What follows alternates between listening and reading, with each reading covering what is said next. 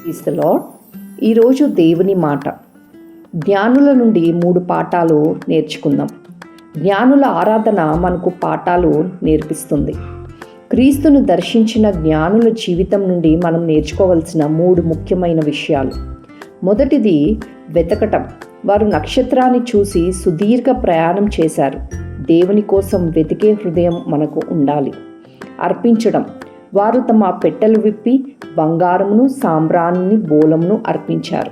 మన ఉత్తమమైన వాటిని అంటే శ్రేష్టమైన వాటిని దేవునికి ఇవ్వాలి. మూడవదిగా మారడం. యేసును చూశాక వారు వెళ్ళిన మార్గంలో అంటే హేరోదు దగ్గరకు వెళ్ళకుండా మరి ఒక మార్గంలో వెళ్ళారు. ప్రభువును కలిశాక అంటే దేవుణ్ణి మనము సొంత రక్షకుడిగా అంగీకరించిన తర్వాత మన పాత జీవితంని మనం విడిచిపెట్టి నూతనమైన జీవితం అంటే క్రీస్తు మార్గంలో మనం నడవాలి. ఈ క్రిస్మస్ సీజన్లో మీరు యేసు ప్రభువుకు ఏమి అర్పించబోచున్నారు?